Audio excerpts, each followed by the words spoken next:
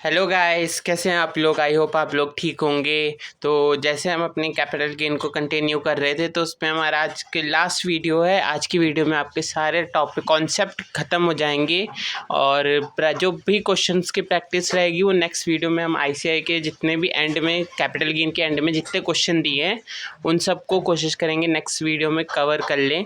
तो हम स्टार्ट करते हैं। जैसे टैक्स रेट और अंडर कैपिटल गेन, यानी कैपिटल गेन तो हमने पूरा पढ़ लिया कैसे कैलकुलेट करते हैं, तो उस पर टैक्स रेट क्या रहेगा। हमने अभी तक क्या सीखा, कैपिटल गेन की कैलकुलेशन, लेकिन अभी तक हमने ये नहीं देखा कि किस कैपिटल गेन पे कैसे टैक्सेस लगेगा और किस किस तरीके की हम कैपिटल गेन हो सकती है। मतलब कि कैपिटल गेन के कहाँ से होगी वो सीखा है, लेकिन उस कैपिटल गेन किस सेक्शन के अंदर आएगा, किस सेक्शन के अकॉर्डिंग उस पर टैक्स लगेगा, वो सब हम इस वीडियो में देखेंगे। तो हम स्टार्ट करते हैं tax rate under capital gain. तो सबसे पहला हमारा आता है सेक्शन 112A। सेक्शन 112A बात करता है किसी भी तरीके की equity shares, mutual funds unit, debenture, preference share, कोई और या कोई भी अदर ट्रस्ट, बिजनेस ट्रस्ट के यूनिट्स, वो सब अगर ट्रांसफ़र होते हैं तो वहाँ पे सेक्शन 112A के हिसाब से टैक्स लगता है। इसके प्रोविजंस को पढ़ते हैं तो और अच्छे से क्लियर होगा। जैसे LTCG on transfer of equity shares, equity oriented mutual fund units, business trust units in exercise of 1 lakh, excess of 1 lakh, यानी कि आप अगर 1 लाख तक इन सब से आपका कैपिटल गेन निकलता है तो आपको कोई टैक्स भरने की ज़रूरत नहीं। एक तरीके से मान लो ये एग्जम्पशन है 1 लाख का, लेकिन अगर 1 लाख से ऊपर जाता है तो आपको 1 लाख तक पूरा एग्जम्पशन मिलेगा। उसके ऊपर जितना होगा उस पर शैल be taxable at the rate 10%। ये नहीं कि यहाँ पे स्लैब रेट है 10% तक, 10% वाले का डायरेक्ट आपकी टोटल इनकम पे 10% और वहाँ से सीधा जो भी सरचार्ज और सीज होता है, education, health and education cess, वो लगेगा। फॉलोइंग कंडीशन सेटिस्फाइड, अगर ये कंडीशन सेटिस्फाई होती है तो STT पेड ऑन एक्विजिशन और transfer of equity shares and STT paid on transfer of equity oriented units and units of business trust. Normally तो ये सब पे ही होता है और इसका ज़्यादा यूज़ भी नहीं होता, मतलब कि ये पे करा है तो 112A होगा वरना नहीं होगा, ऐसा कुछ वैसे ज़्यादा इसकी ज़रूरत पड़ती नहीं। मैक्सिमम में ये पे ही कर रखा होता है, क्वेश्चन में गिवन होता है और कैलकुलेशन करने पे भी डायरेक्ट ही आता है। लेकिन आपको याद रखना पड़ेगा कि STT यानी सिक्योरिटी ट्रांजेक्शन जो टैक्स होता है, जब इसके ट्रांसफर परचेज और सेल करते हैं ना, तभी पे किया जाता है। इक्विटी शेयर्स हो जाए या ओरिएंटेड यूनिट हो, यूनिट्स ऑफ बिजनेस ट्रस्ट हो, उस समय इस टैक्स को पे करना पड़ता है, इस टैक्स। लेकिन हम इसको ये नहीं कि अपने शेयर्स में इंक्लूड करके अपना लॉस या गेन बड़ा, अपनी इनकम बढ़ा लेंगे, ऐसा कुछ नहीं। आप उसको ट्रांसफ़र करते समय ये आपकी इनकम में इंक्लूड नहीं होगा, भले ही आपको ये आपका एक्सपेंस भी नहीं माना जाएगा, ये कोई किसी तरीका का एक्सपेंस नहीं इंक्लूड होता, ये आपको पे करना कंपलसरी है। ना आपको इस पर कोई डिडक्शन मिलेगा, ना ही कोई एग्जम्पशन मिलेगा। उसके बाद आगे देखते हैं रिबेट। जो 112A है उसमें रिबेट मिलती है। रिबेट मिलती है सेक्शन अंडर सेक्शन 87A। ये हमारा फर्स्ट चैप्टर में, तो फर्स्ट चैप्टर में इसको अच्छे से क्लियर करेंगे। Not available against LTCG 112A के अगेंस्ट अवेलेबल नहीं होती, क्योंकि वहाँ पे तो हमें वैसे ही 1 लाख का एग्जम्पशन मिला है और 187A में 12,500 अगर 2,50,000 वाला है, यानी कि नॉर्मल रिजीम है टैक्स की, और अगर डिफ़ॉल्ट रिजीम है 115 BAC वाली, तो उसमें 725 के अप्रॉक्स कुछ होता है, विच एवर इज़ हायर के हिसाब से। तो 1 लाख से अगर वैसे ही ज़्यादा हो गया तो वहाँ पे वैसे भी कोई एग्जम्पशन नहीं मिलता। उसके बाद indexation benefit not available in case of 112A। 112A में भी कोई इंडेक्सेशन नहीं आता। हमने पढ़ा था कि सिक्योरिटी वगैरह के एक्सचेंज में जो इंडेक्सेशन जल्दी से नहीं मिलता, तो वो जो सिक्योरिटीज़ हैं जो 112A के अंदर आती हैं, वो उनके ऊपर भी इंडेक्सेशन नहीं मिलेगा। अब इस पे एक क्वेश्चन है, देखते हैं। From the following information calculate tax liability of mister Kammu age 52 years, resident individual है, as per default tax receive under section 115 BAC। वो 115 BAC अडॉप्ट कर रहे हैं। तो सबसे पहले उनकी income from house property 4 lakh की है, LTCG 112A 2.5 लाख की है, और टोटल इनकम 6,50,000 की है। तो उनकी टोटल इनकम दे रखी है हमें 112A से जो इनकम है वो दे रखी है, और 4 लाख की उनकी हाउस प्रॉपर्टी की इनकम दे रखी है। तो इसको कैलकुलेशन करेंगे तो सबसे पहले हम उसकी इनकम फ्रॉम हाउस प्रॉपर्टी रहेगी। Income from house property total कितनी है, 4 लाख की, ठीक है। 4 लाख की उसकी टोटल है। उस पर हमें क्या होगा, एग्जेम्पशन मिल जाएगा। जब इस पर कैलकुलेशन करेंगे टैक्स, तो 250 तक का तो एज देखते, एज 52 है, मतलब 60 ईयर से कम है। तो 3 लाख का, 3 लाख का क्योंकि 115 BAC अडॉप्ट कर रहा है वो एज पर डिफ़ॉल्ट रिजीम, तो 3 लाख का बेसिक एग्जम्पशन रहेगा। 3 लाख का बेसिक एग्जम्पशन रहेगा तो कितना हो जाएगा, 3 लाख लेस कर देंगे तो हमारा बचेगा 1 लाख। अब 1 लाख पे नेक्स्ट क्या होती है, अप टू 3 लाख का एग्जम्पशन, और उसके बाद up to more than 3 lakh और अप टू 6 लाख तक के 5% का इंटरेस्ट। तो 5% का टैक्स, 5% का टैक्स कितना आ जाएगा इस पर, 1 लाख का 5% आ जाएगा 5,000। तो हमारी जो टैक्स होगा ना हाउस प्रॉपर्टी से, टैक्स ऑन हाउस प्रॉपर्टी 5,000 का रहेगा, ठीक है। और 112A पे क्या रहेगा, 112A की उसकी इनकम कितनी है, 250 की। तो यानी कि 112A पे 250, अब 1 लाख तक का इस पे एग्जम्पशन रहेगा तो 150 बचेगा, और उसका 10%, उसका 10% हमने रेट देखा था, तो 15,000 का ये इंटरेस्ट आ जाएगा। अब इसको प्रेजेंट कैसे करना है, तो प्रेजेंट करके दिखाते हैं। प्रेजेंट करके एग्जांपल क्या है, mister Kammo previous year 23-24, previous year 23-24 and assessment year 24-25, ठीक है। उसके बाद calculation of tax liability, tax liability calculate करनी है। सबसे पहले पर्टिकुलर और इधर अमाउंट। अब टोटल इनकम देखते हैं। तो सबसे पहले income from house property, house property से इनकम कितनी है, 4 लाख की। एक मिनट, अमाउंट और इधर आप गैप बना लीजिएगा टैक्स का, अमाउंट और टैक्स, ठीक है। 4 लाख की, और LTCG 112A से हमारी इनकम कितनी है, 250 की। अब इसके वर्किंग नोट में जाके पहले 4 लाख पे टैक्स कैलकुलेट करेंगे, ठीक है। तो सबसे पहले इसमें बेसिक एग्जम्पशन आएगा अप टू 3 लाख तक, डैश पे डैश, ठीक है, परसेंटेज और टैक्स। 3 लाख से more than 3 lakh up to 6 lakh तक 5% कितना आ जाएगा, 5%, 1 लाख का 5,000। ये हो गया हमारा income from tax on house property 5,000 का। उसके बाद LTCG पे निकालेंगे, तो LTCG 112A पे कितना आ जाएगा, सबसे पहले अप टू 3 लाख, नहीं 1 लाख, 1 लाख तक का तो बेसिक एग्जम्पशन, तो 1 लाख का बेसिक एग्जम्पशन, तो यानी कि 250 माइनस 1, और हमारे पास 150 बचेगा, और इसका 10% 15,000, हमारा 15,000 का ये आ जाएगा, टोटल 20,000 का बन जाएगा। अब यहाँ पे रिबेट मिल जाएगा हमारा, जो 115 BAC होता है, 115 BAC, उसमें हमें रिबेट कैसे मिलता है, तो रिबेट मिलता है अंडर सेक्शन 87A के अंदर। वो लेस होगा टैक्सेबल अमाउंट और 25,000 विच एवर इज लोअर। अब यहाँ पे ये नहीं है कि आपको ये देखना है 50,000 का, अभी हमने पढ़ा था 112A में 87A का डिडक्शन नहीं मिलता, और डिडक्शन नहीं मिलता तो ये 15,000 का को नहीं लेना। तो हमें यहाँ पे क्या हमारा टैक्सेबल अमाउंट कितना आ जाएगा 5000 और ये आ जाएगा 25,000 विच एवर इज़ लोअर क्या आ जाएगा 5,000 का हमें डिडक्शन मिल जाएगा।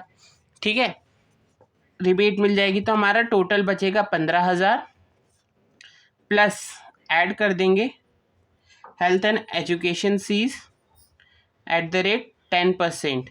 तो 10% 4%। 15,000 प्लस 4%, 15 प्लस 4% हमारा आ जाएगा 600 का HEC और 15,600 हमारी टोटल टैक्स आ जाएगा, टैक्स पेबल। आई होप आप लोगों को समझ आ रहा होगा। तो ये हमारा कैलकुलेशन हो गया। इसकी पूरी एग्जैक्ट मैंने इस पे कर रखा है, मैं इसके PDF में आपको ये मिल जाएगा। आपको ना समझ आए तो आप यहाँ से भी देख सकते हैं क्या कैलकुलेशन की है। उसके बाद नेक्स्ट आता है हमारा LTCG में इंडेक्सेशन कहाँ कहाँ नहीं मिलता। LTCG में मतलब कि लॉन्ग टर्म कैपिटल गेन हो, लमसम सेल हमने पढ़ा था वहाँ भी नहीं मिलता, डिवेंचर बॉन्ड्स सेल करने पे नहीं मिलता, और कैपिटल गेन जो नॉन रेजिडेंट करता है उनको भी इंडेक्सेशन का बेनिफिट नहीं मिलता। अब कॉस्ट ऑफ एक्विजिशन क्या कहता है कि cost of acquisition as per section 55 cost of acquisition if section 112A apply and assets acquired before February 2018 the cost of acquisition shall be step 1 and step 2। यानी कि अब यहाँ हमें देखना है कि उसकी कॉस्ट ऑफ एक्विजिशन क्या रहेगी। अब 112A कैपिटल गेन करते समय तो उसमें हम कुछ ना कुछ कॉस्ट ऑफ एक्विजिशन हमने देखा था उसे लेस करेंगे। जो कैपिटल गेन करते समय जब हमारा गेन आता था, नेट कंसिडरेशन आता था, उसमें से हम कॉस्ट ऑफ एक्विजिशन लेस करते थे। तो अब वहाँ देखेंगे अगर हमने वो सिक्योरिटीज़ 1 फरवरी 2018 से पहले लिए तो उस केस में क्या होगा। 1 फरवरी 2018 के बाद लिए तो फिर कोई चेंज नहीं होगा, वो हम देखेंगे आगे। लेकिन अगर उससे पहले लिए तो क्या होगा। स्टेप 1 कॉस्ट ऑफ एक्विजिशन जो एक्चुअल कॉस्ट ऑफ एक्विजिशन थी उसकी, और स्टेप 2 लोअर ऑफ FMB और sale value full value of consideration जो अनुसार लोअर होगा उसको हम लेंगे, और एक्विजिशन ये दो। फिर उसके बाद दोनों में से हाइयर, जैसे हमने उसका पढ़ा था जब अगर 1/4/2001 के पहले कोई कॉस्ट एसेट्स कैपिटल एसेट्स खरीदी हो तो उसका हमने किस तरीके से FVOC निकालते थे, सेम उसी तरीके से है।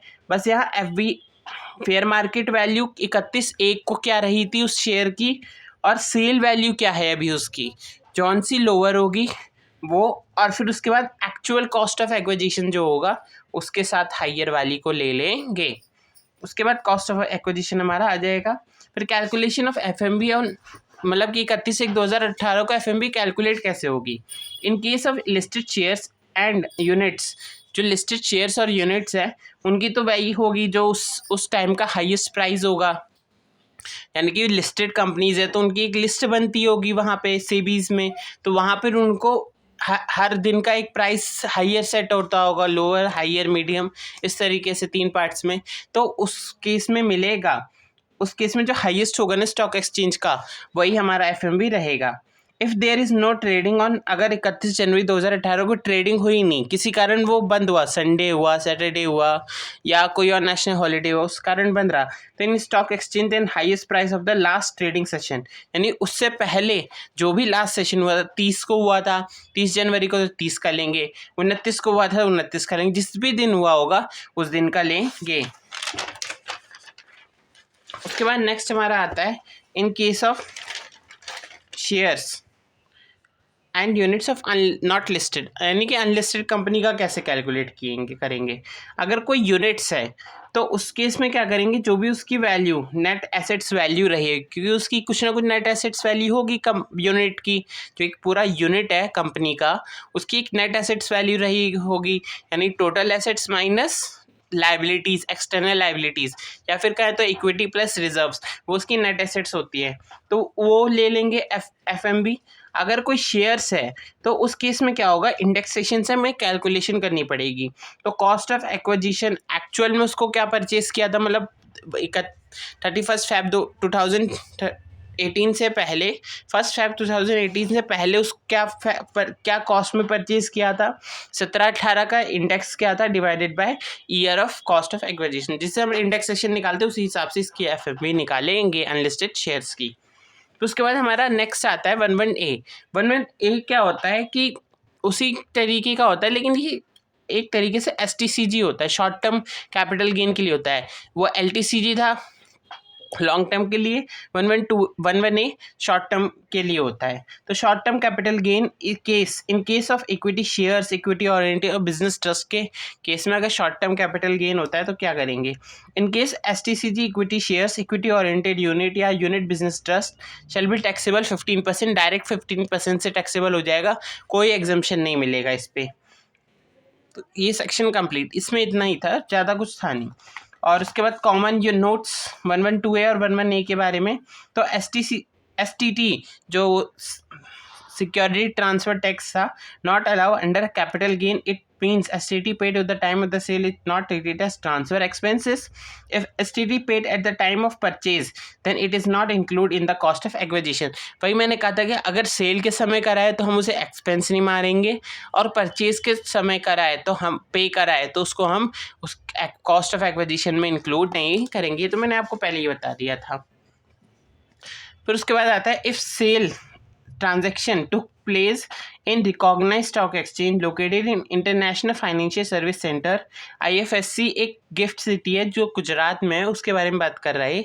अगर उस सिटी में STT पे नहीं होता इस recognised stock and consideration received in foreign currency में कंसिडरेशन जो है वो रिसीव्ड होती है, then 11A and 11A is applicable even if STT नहीं पे की।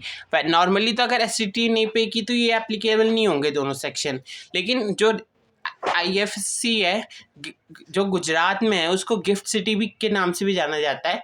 आप उसके बारे में गूगल करके पता कर सकते हैं।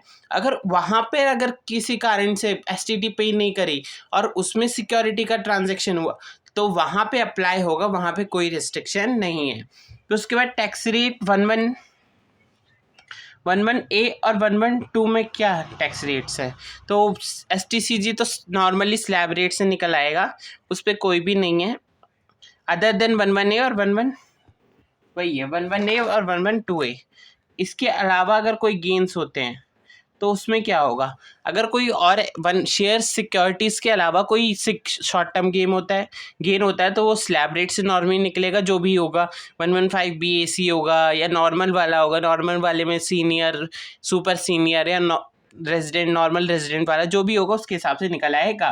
तो उसके बाद LTCG 112। अब 112 में कैसे निकले, 112A था वो जो 10% वाला था 1 लाख के एग्जम्पशन के साथ, लेकिन ये 112 है, इसमें नॉर्मल कैपिटल एसेट्स आती हैं, इस पर डायरेक्ट 20% का लगता है, उस पर 10 था, इस पर 20। Proviso of section 112 in case of LTCG of listed securities other than units and zero coupon bond, इनके अलावा कोई और सिक्योरिटीज़ होती हैं तो अगर इंडेक्सेशन कर रहे हो, अगर आपको इंडेक्सेशन मिल रहा है विथ इंडेक्स तो आपको 20% का देना पड़ेगा, और अगर इंडेक्सेशन नहीं मिला तो आपको नॉर्मली 10% का देना पड़ेगा, विच एवर इज़ लोअर, यानी कि दोनों की कैलकुलेशन होगी और जौन सा लोअर आएगा वो हमें देना पड़ेगा। तो उसके बाद LTCG on unlisted securities in case of non resident और foreign company taxable at the rate 10% without benefit of index and first proviso of section 48 यानी कि भाई ये कि अगर कोई अनलिस्टेड सिक्योरिटीज़ है वो किसी नॉन रेजिडेंट द्वारा परचेस की जाती हैं तो उसमें, और वो फॉरेन करेंसी में परचेस की जाती हैं या सेल की जाती हैं, तो उसको इंडेक्सेशन का बेनिफिट नहीं मिलेगा और उसको 10% के हिसाब से टैक्स रेट देना पड़ेगा। उसके बाद आता है हमारा सेक्शन 1037। इसके बाद थोड़े नॉर्मल चीज़ें रह गई, मतलब जनरल चीज़ें, वही हम देखेंगे और फिर उसके बाद हमारा चैप्टर कंप्लीट हो जाएगा। सेक्शन 1037 कहता है exemption of capital gain on urban agriculture land, यानी कि जो अर्बन एग्रीकल्चर लैंड सेल करते हैं उस पर हमने एक एग्जेम्पशन देखा था, वहाँ पे कोई भी लैंड ले लो अगले 2 साल में, एग्जेम्पशन वाले उसमें तो हमें वहाँ एग्जम्पशन मिल जाता था, यानी कि वो हमारा एक capital gain whichever is lower higher के हिसाब से एक एग्जम्पशन मिल जाता था। तब यहाँ क्या कहता है कि STCG LTCG on compulsory acquisition of urban agriculture land shall be exempt if following condition satisfy. यानी कि यहाँ क्या है, कंपल्सरी एक्विजिशन के बारे में बात कर रहा है। कंपल्सरी एक्विजिशन के बारे में हमने पढ़ा था, उसमें कहते हैं कि गवर्नमेंट या कोई भी अथॉरिटी अगर हमारी लैंड को कंपल्सरी एक्वायर कर लेती है तो उस केस में क्या होता है, जिस साल एक्वायर किया उस साल का कैपिटल गेन, और जिस साल हमें कंपनसेशन मिला उस साल हमारा वो रहता है, टैक्स पे करना होता है। तो इसमें क्या है, ये एग्जम्पशन किसको मिलेगा, SSC शुड हैव इंडिविजुअल और HUF यानी कि लैंड जो है वो इंडिविजुअल और HUF होते हैं, उन्हीं के लिए एग्जम्पशन मिलेगा अगर उनके पास लैंड है तो। Such agriculture land is use by him or his parent, वही पेरेंट्स वाला केस की 2 साल का ट्रांसफ़र करने से पहले 2 साल तक यूज़ किया है। और कंसिडरेशन गिवन बाय RBI या कोई गवर्नमेंट में लोकल अथॉरिटी व सेंट्रल गवर्नमेंट स्टेट गवर्नमेंट आ जाती है, ठीक है, वो देती है तभी मिलेगा। अब इसमें अमेंडमेंट क्या आई थी, by finance act 2023 conversion of gold in, एक अमेंडमेंट आई थी 2023 में, क्या आया था, conversion of gold in electronic gold receipt is issued by gold manager and conversion of EGR into gold is not treated as transfer capital gains not applicable. यानी कि electronic gold receipt क्या होता है, यानी कि गवर्नमेंट ने 2023 से 22-23 में एक स्कीम चालू की थी ऑनलाइन गोल्ड की। आप लोगों को E-गोल्ड के बारे में कुछ पता होगा, तो वही स्कीम चालू की थी, और उसको बढ़ावा देने के लिए गवर्नमेंट क्या करती है, कहती है कि आप ऑनलाइन गोल्ड लें और जब भी आपको ज़रूरत पड़े उसको कन्वर्जन करवा लें रियल गोल्ड में और फिज़िकल गोल्ड में। और जब आप फिज़िकल गोल्ड में कन्वर्जन कराएंगे ना, तो आपको कोई भी टैक्स नहीं पे करना पड़ेगा, कोई टैक्स नहीं लगेगा उसके कन्वर्जन में, ताकि हम ये समझेंगे कि आपके पास रियल गोल्ड ही था, आपने ना कोई किसी से एक्सचेंज करा ना ट्रांसफ़र करा है, वही सेम रहता है। लेकिन cost of acquisition of current asset received in the conversion के समय क्या रहेगा, सेम वही रहेगा जो EGR, अगर EGR को गोल्ड में कर रहे हैं या गोल्ड को EGR में कर रहे हैं तो वही सेम माना जाएगा cost of acquisition. So converted period of holding भी अर्लियर वाला जो रहेगा, EGR लिया था तो उसका और गोल्ड लिया था तो उसका, पीरियड ऑफ करंट एसेट जो अब जब अब आपके पास ट्रांसफ़र हो गया उसको कंटिन्यू करके माना जाएगा। उसके बाद एग्जांपल देखते हैं, मिस्टर रवि ने परचेस किया था 10 ग्राम का gold in previous year 12/13 on 16/9/2023 को उसने कन्वर्ट करा लिया गोल्ड इनटू EGR। गोल्ड लिया था उसने 10 ग्राम का, लेकिन 16/9/2023 को उसने उसको कन्वर्जन करवा लिया EGR में, उसने कन्वर्जन करा लिया। तो उसके बाद ऑन 14 Feb 2024 ही सोल्ड, फिर उसने उसको 60,000 में बेच दिया। अब उसकी टैक्स ट्रीटमेंट क्या डिस्कस करनी है, तो इसमें क्या कहेंगे, कन्वर्जन कब कराया उसने, it is not treated as transfer the capital gain with applicable not converge, capital gain नहीं आएगा क्योंकि हमने क्या देखा था अमेंडमेंट में, क्या आया है 2023 में कि जो भी कन्वर्जन रहेगा EGR से गोल्ड में या गोल्ड से EGR में, उसमें कोई भी कैपिटल गेन नहीं आएगा। और any capital gain on the sale of EGR, तो इसके बारे में हम आगे देख। तो जो capital gain of conversion of EGR कैसे रहेगा, सबसे पहले 60,000 का full value of consideration ICO निकाल देंगे, इंडेक्सेशन निकाल देंगे, गोल्ड पे 348 डिवाइडेड बाय 200 और 1500 आ जाएगा, 4,300 हमारा लॉन्ग टर्म कैपिटल गेन हो जाएगा। सिंपल था, कैपिटल गेन कोई बड़ा चैप्टर नहीं है, बस आपको थोड़ी इसमें लेंथी है ना, वास्ट है, बहुत सारे कॉन्सेप्ट हैं, बहुत सारी चीज़ें हैं, लेकिन सब एक ही जैसी है। तो अलग अलग चीज़ पे अलग अलग प्रोविजंस के आपको याद रखने पड़ेंगे, उसके हिसाब से आपके क्वेश्चन हो जाएंगे। बाकी आप क्वेश्चन करते रहेंगे, प्रैक्टिस करते रहेंगे तो आपको सॉल्व करना आसान हो जाएगा। तो हमारे कुछ स्पेशल केस बचे हैं तो उसको हम ख़त्म करा लेते हैं, क्योंकि थोड़ा आगे था तो मेरे को पता नहीं, मुझे लगा 9 ही थे, लेकिन कुछ और भी है, शायद 1 या 2 होंगे बस। और उसके बाद थोड़ा हम एमलगमेशन और कंसोलिडेशन के बारे में देखेंगे, डीमर्जर वगैरह के बारे में, क्योंकि वैसे शायद वो सिलेबस में नहीं, लेकिन हम अब उसे देख लेंगे क्योंकि उस पर ज़्यादा क्वेश्चन आते नहीं है, वो हमारे समझने में के लिए, नॉलेज के लिए बहुत सही रहेगा, क्योंकि कंपनी ICAI का क्या पता कहाँ से किस तरीके से क्वेश्चन बना दे, क्योंकि कैपिटल गेन का है तो मर्जर डीमर्जर में भी ये सब एमलगमेशन कैपिटल गेन का कन्वर्जन आता है। क्योंकि यहाँ भी कुछ ना कुछ एसेट ट्रांसफ़र होती हैं। तो स्पेशल केस नंबर 10 देखते हैं। सेक्शन 50 ए कहता है capital gain in case of डेप्ट, mutual funds and market link debentures जो होते हैं, जो डिबेंचर वगैरह होते हैं या डेप्ट वगैरह म्यूचुअल फंड के, वो उन सब का ट्रांसफ़र पे क्या होगा।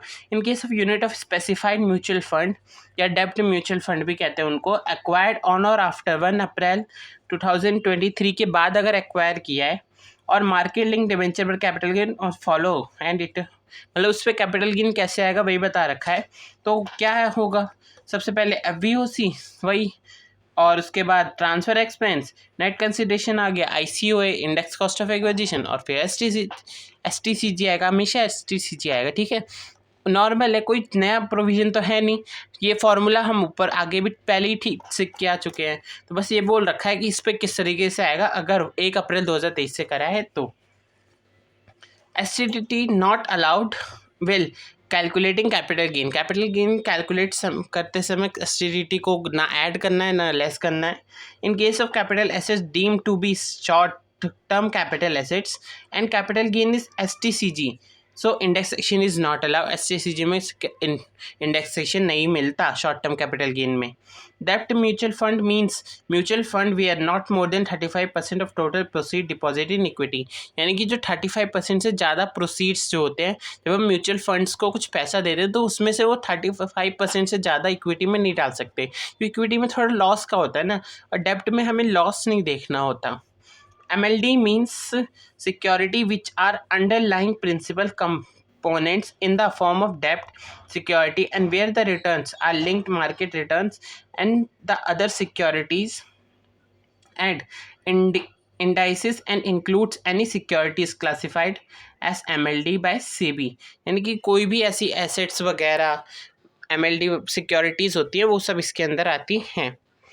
उसके बाद टैक्स ऑफ म्यूचुअल फंड, 3 तरीके के हमारे म्यूचुअल फंड्स होते हैं, तो सब पे टैक्स किस तरीके से लगेगा। सबसे पहले इक्विटी ओरिएंटेड म्यूचुअल फंड, इसके बारे में हम 112A में पढ़ के आए हैं। तो 65% और more amount of the invested ये होते हैं, मतलब जिसमें 65% से ज़्यादा, क्योंकि वो ज़रूरी नहीं है पेपर में डायरेक्ट ये दे कि इक्विटी ओरिएंटेड म्यूचुअल फंड है, तो वो ये भी दे सकता है कि टोटल अमाउंट का 65% इक्विटी ओरिएंटेड में या उससे ज़्यादा इक्विटी ओरिएंटेड में इन्वेस्ट कर रखा है। तो बताओ इस पर टैक्स लायबिलिटी कैसे आएगी, या MCQ में पूछ दे बताओ ये कौन सा फंड है, तो उस पर वो कौन से सेक्शन के अंदर आता है, उस पर कितने % का रेट लगे, तो कुछ भी पूछ सकता है। तो याद रखना आपको पड़ेगा कि 65% और मोर, उससे ज़्यादा है तो आपको पे domestic company, equity share of domestic company, तो वो 112A के हिसाब से 10% का 1 axis of in axis 1 lakh, इसके आगे 1 लाख है,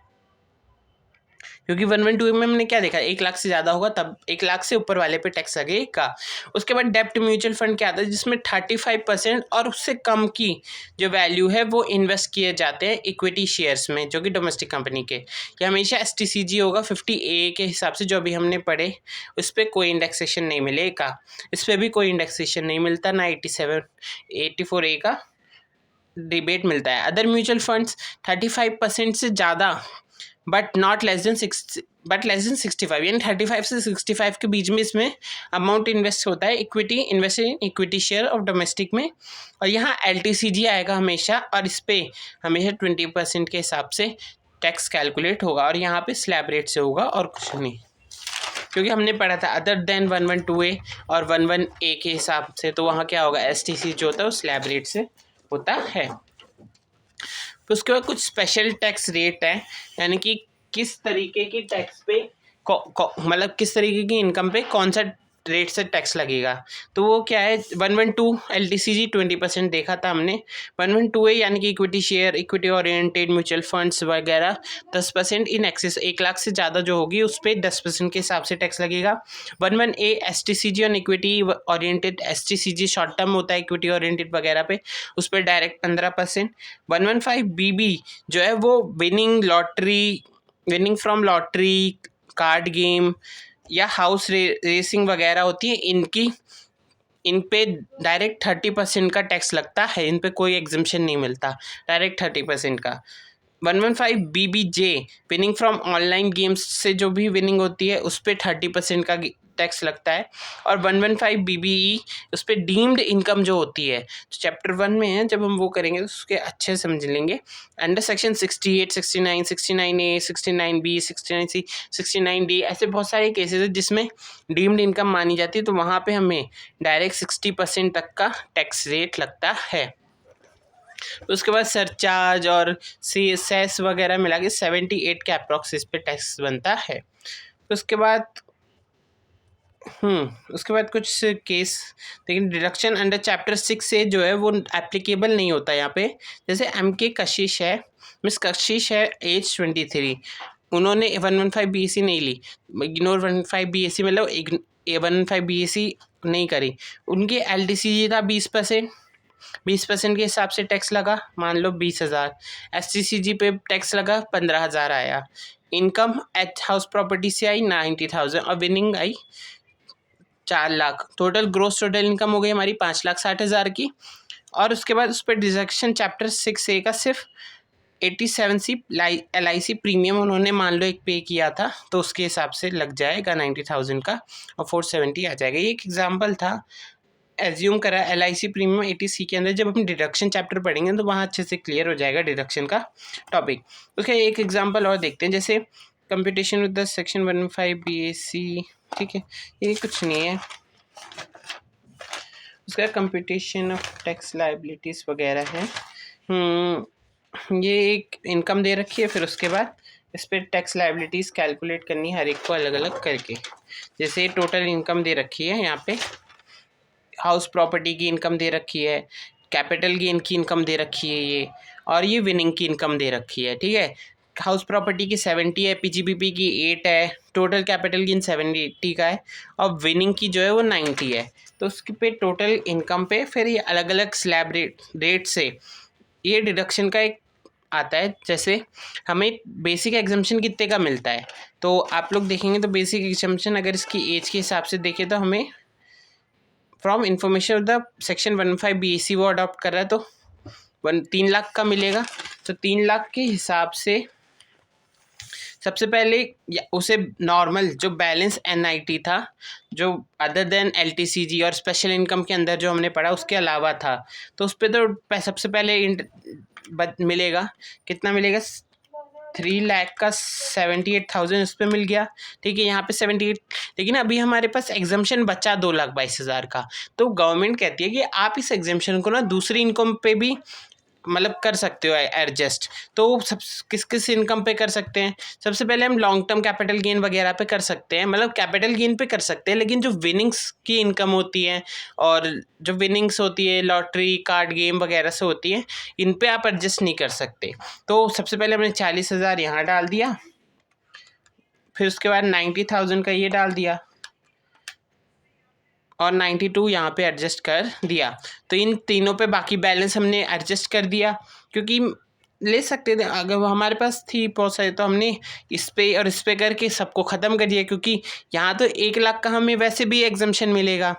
तो हमने क्या किया, 40,000 और 90,000 पे सारी कैलकुलेशन ख़त्म कर दी, और यहाँ पे सिर्फ 10% के रेट से, वैसे हम ज़रूरी नहीं है कि हम इन दोनों पे पहले करें इस पे बाद में करें, आपकी मर्जी, आप किसी रेट से कर सकते हो। लेकिन एक बंदा क्या सोचेगा कि किस पे से टैक्स कम आएगा, तो यहाँ पे 20% का रेट था तो इसे ख़त्म कर दिया, 15% का रेट था इसे ख़त्म कर दिया, यहाँ 10% का रेट था और ऊपर से 1 लाख तक का एग्जम्पशन भी है, तो एक लेस करके 558,000 आया, उसमें 1 लाख लेस कर देंगे तो 45,800 आएगा। टोटल टैक्स हमारा 72,800 का बनेगा, और फिर कोई ज़्यादा तो है नहीं, इनकम 9,48,000 है, सरचार्ज वगैरह नहीं लगेगा, सेस लग के 75,712 का टैक्स आ जाएगा। तो उसके बाद basic benefits of exemption, LTCG वगैरह में क्या बेसिक एग्जम्पशन रहती है। In case of residential individual and HUF is balance income other than special income is less than basic exemption. वही कि अगर बेसिक एग्जम्पशन से कम है तो देन अनयूटिलाइज एग्जम्पशन, जो एग्जम्पशन यूटिलाइज नहीं हुई, can be utilise against LTCG 112, 112A और 111A के अगेंस्ट कर सकते हैं उसे एडजस्ट, लेकिन जो विनिंग या डीम्ड इनकम होती है उसके अगेंस्ट नहीं कर सकते। उसके बाद हमारा ऑलमोस्ट ख़त्म हो गया, बस हम ये एमलगेमेशन और डीमर्जर के कुछ कॉन्सेप्ट्स हैं, इसको हम एक बार समझ लेते हैं और उसके बाद हमारा कैपिटल गेन पूरा कंप्लीट हो जाएगा। मीनिंग ऑफ एमलगमेशन, एमलगमेशन होता क्या है? मर्जर ऑफ वन और मोर कंपनीज विथ अनदर कंपनी और मर्जर और टू और मोर कंपनीज और फ्रॉम वन कंपनी, यानी कि एक या एक से ज़्यादा कंपनीज, बहुत सारी अलग अलग कंपनीज का या फिर कुछ एक या दो कंपनी का एक साथ मिल जाना या अनदर कंपनीज के साथ मिल जाना, यानी कि ए बी है वो सी बन गई, या ए बी के अंदर मर्ज हो गई, या ए और बी मिल के सी के अंदर मर्ज हो गई। ऐसे अगर एक ही कंपनी में कन्वर्ट हो जाते हैं तो उसे मर्जर एमलगमेशन कहते हैं। All assets of liabilities of the amalgamation of the company should transfer to amalgamated company, यानी कि जो amalgamating company है जो मर्ज हो रही है या मिल रही है, ये मान लो कि एक एग्जांपल लेते हैं, ठीक है, जैसे A और B है, B जो है वो A में मिलकर A लिमिटेड बन रही है, ए लिमिटेड, ये ए लिमिटेड कंपनी है, ये बी लिमिटेड कंपनी है। तो जो ए है बी है ना वो इसके अंदर अमेलगमेट हो रही है और बन ये रही है, तो इस केस में इसको क्या कहेंगे? इसको कहेंगे हम एमलगमेटिंग। एमलगमेटिंग एमलगमेटिंग आ जाएगा, ये एमलगमेटिंग कंपनी हो जाएगा और ये एमलगमेटेड कंपनी हो जाएगा, ठीक है। ये एमलगमेटेड जब एमलगमेटिंग कंपनी जब एमलगमेट होगी ना तो एमलगमेटेड कंपनी के अंदर अपनी सारी एसेट्स लायबिलिटीज उसकी सारी उसके अंदर ट्रांसफ़र हो जाएगी।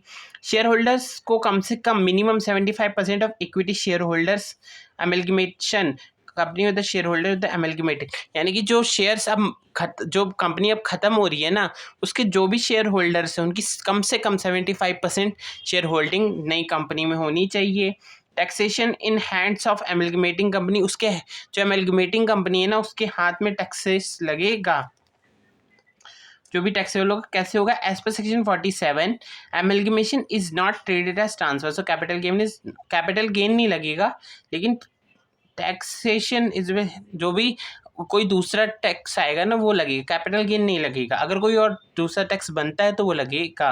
कॉस्ट ऑफ एक्विजिशन क्या लेंगे? Cost of acquisition of amalgamating companies previous owner, जो पिछले ओनर का था वही लेंगे, और period of holding assets held the amalgamating company and amalgamated company both consider, यानी कि जो पीरियड ऑफ होल्डिंग है वो दोनों की लेंगे। मतलब कि ए बी लिमिटेड था, बी के पास एक एसेट्स थी, उसने ए को ट्रांसफ़र करी तो वहाँ कैपिटल गेन होना चाहिए था, लेकिन ट्रांसफ़र एमलगमेशन के केस में कैपिटल गेन नहीं होता, कैपिटल गेन नहीं होता, तो उस केस में कैपिटल गेन नहीं आया। लेकिन जब ए लिमिटेड उस ए एसेट्स को कहीं और ट्रांसफ़र करेगा तो वहाँ तो कोई ना कोई एसेट ट्रांजैक्शन होगी ना, वहाँ कोई ना कोई गेन होगा, तो वहाँ पे हमें टैक्स पे करना पड़ेगा।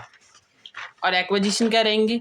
वही प्रीवियस ओनर का, प्रीवियस जो ओनर है उसका, उसने कितने में परचेज की थी उसके हिसाब से जो भी इंडेक्सेशन वगैरह लग के, और पीरियड ऑफ होल्डिंग वो रहेगी जो दोनों की मिला के। फिर उसके बाद in hands of share holders के हाथ में क्या टैक्सेबल होगा? As per section 47 when share holders receive shares of amalgamating, जब न्यू कंपनी जो फॉर्म हो रही है उसके शेयर्स मिलेंगे उनको in the scheme of amalgamation not treated as transfer and CG not apply, capital gain तब नहीं एप्लीकेबल होगा।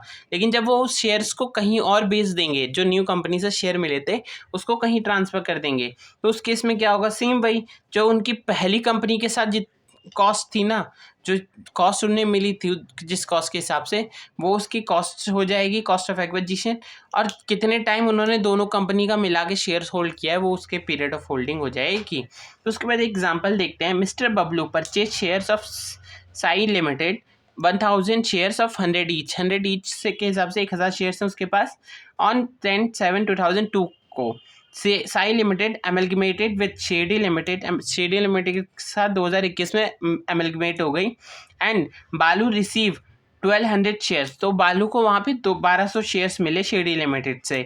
बालू transfer all the shares of Shady limited on 14 Feb 2024 को उसने सारे शेयर्स ट्रांसफ़र कर दिए, यानी सेल कर दिए 300 रुपये में। यहाँ पे हमें प्राइस नहीं दिया है, ठीक है, तो हमें यहाँ पे प्राइस की ज़रूरत भी नहीं है, क्योंकि हम कॉस्ट ऑफ एक्विजिशन क्या लेते हैं? जो हमारा प्रीवियस कॉस्ट था, यानी कि प्रीवियस जो भी शेयर्स थे उसके जो कॉस्ट रहेगा वही लेंगे। और उसके बाद कंप्यूट कैपिटल गेन कैलकुलेट करना। Unlisted share of the company 112A not apply, unlisted shares हैं तो कोई भी 112A अप्लाई नहीं होगा क्योंकि वो लिस्टेड में होता है। तो सेम है, क्या उसने कितने में सेल किया? 300 इंटू 1200, 1200 शेयर उसने ट्रांसफ़र किए थे ना, तो 300 इंटू 1200 तो 36,000 आ जाएगा, और लेस कर देंगे 1,000 इंटू 100 के हिसाब से आ जाएगा 10,000। 1,00,000, 1,00,000 पे जो भी वो होगा कैलकुलेशन, 3,60,000 में से 1,10,000 के इंडेक्सेशन वगैरह करेंगे तो 3,31,428 आ जाएगा, और उसके बाद उसको लेस करके हमारी LTCG आ जाएगा। ठीक है, क्योंकि यहाँ कोई ट्रांसफर एक्सपेंस वगैरह तो दिया नहीं है। अब आंसर देखते क्या है। When Bablu received shares of Shady limited in exchange of the Sai limited then the time is, तो उस टाइम पे ट्रांसफर नहीं माना जाएगा, वो हमें मेंशन करना होगा स्पेशली आंसर में कि उस किस टाइम पे कैपिटल गेन कैलकुलेट होगा, किस टाइम पे नहीं होगा। तो जिस समय शेडी लिमिटेड से शेयर मिले उस टाइम पे कैलकुलेट नहीं होगा, लेकिन जब जिस समय उसने एक शेयर को सेल कर दिया शेडी लिमिट के शेयर को, तो उस समय FVOC 1200 into 3,60,000, IOCA 1,03,48 divided by 105 3,31,428 का हो जाएगा, तो उसको लेस करेंगे 28,572 हमारा आंसर आ जाएगा। ठीक है, ये हमारा कैपिटल गेन हो गया। और उसके बाद डीमर्जर। डीमर्जर क्या होता है, पहले हमने अमेलगमेटिंग करा, दो कंपनियों को मिला देना। अब डीमर्जर यानी कि दोनों कंपनियों को अलग कर देना, यानी कि एक ही पार्ट की दो यूनिट्स के, एक कंपनी में 2 यूनिट्स हैं तो दोनों यूनिट्स को अलग अलग बन कर देना। पहले एक ही जगह काम करती थी दोनों यूनिट्स, अब अलग अलग जगह होके अलग अलग काम कर रही हैं। उसके बाद demerger means transfer of the demerger of the resulting company, यानी कि कंपनी को डिवाइड कर देना, और जो नई कंपनी फॉर्म होगी ना उसको हम रिजल्टिंग कंपनी कहेंगे। All assets and liabilities of undertaking should be transfer, जो भी उसकी एसेट्स होंगी लाइबिलिटीज़ होंगी वो ट्रांसफ़र हो जाएगी। It should be transfer at book value, जो बुक की वैल्यू होगी उसी में ट्रांसफ़र होगी। Transfer of undertaking going concern, और वो बिजनेस वैसे ही चलता रहेगा, कोई बिजनेस बंद नहीं होगा उस केस में। शेयर होल्डर ऑफ मिनिमम 75% का, और नई कंपनी में शेयर होल्डिंग होनी चाहिए। Share holder of demerger company should be receive the resulting company, यानी कि जो पहले के शेयर होल्डर उन्हीं को मिलना चाहिए, कम से कम प्रोपोर्शनेट में, कोई भेदभाव नहीं होने, मतलब कि उनकी वोटिंग राइट्स में कोई चेंज नहीं होने चाहिए। टैक्स ट्रीटमेंट क्या रहेगा।